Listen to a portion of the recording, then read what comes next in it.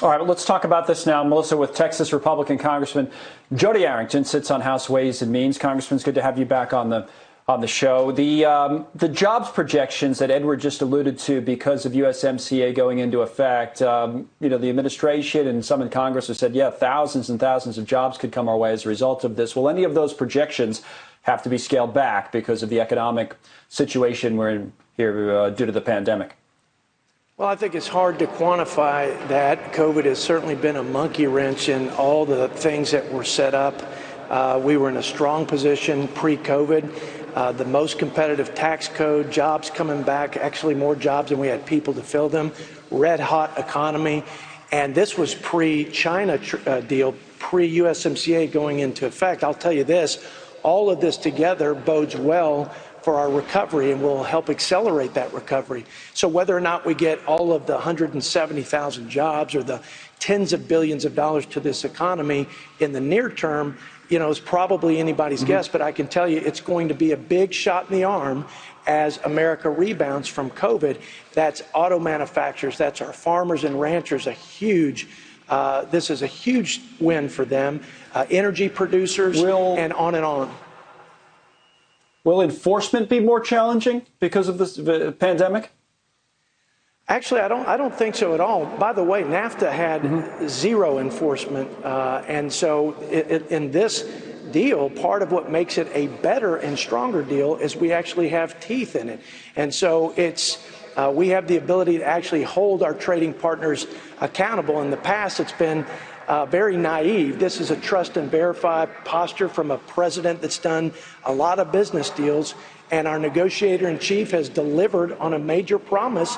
And by the way, all the trade deals combined, I'm talking about China, Japan, and then Mexico and Canada, represent over 50% of our entire international markets for U.S. producers and manufacturers. So again, this will be a legacy of his, and it's going to help us recover. And in the long term, it's going to give us more prospects of prosperity for the near future and the long term.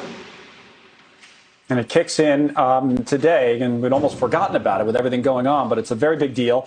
I do, speaking of everything going on, Congressman, want to ask you about your state. And Texas has been all over the news here for the last week or so with the increase in coronavirus cases. I thought that Senator John Cornyn, one of two Republican senators today, made some interesting comments on the floor when he called on the administration to implement a more comprehensive testing strategy. Among other things he said, and this part's a quote, he says, "I know the administration and the task force are working around the clock on this, but to be frank, we need to up our game." You agree with that?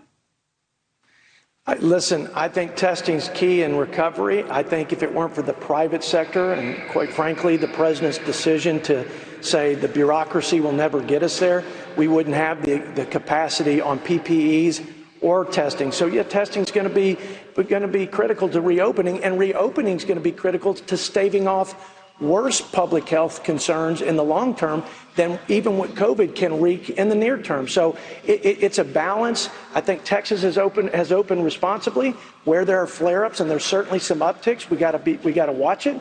We got to manage it at the local level based on the conditions. And so far, I'm very pleased with how Texas is doing. Well, quick answer if you can, but open responsibly. Some have said that Texas got a little ahead of itself, didn't follow all the federal guidelines, maybe went a little too fast. That's unfair? Or? Unfair because we have one of the lowest deaths of any state in the country per capita. So I think that the idea of not inundating the health system is the goal. OK, and we've done that very well. And I think what you have to do is measure the long term, because there's going to be a tail to this for those states and communities that have been in shutdown mode. And it's real easy for government officials, politicians or bureaucrats, to just shut things down when we get our checks and we put food on the table, whether we have customers coming in the door or not. So balance is key, and managing the new risk profile is key. And our governor's done it. Other states are doing it. The ones that haven't, I think, are going to have tremendous long-term consequences.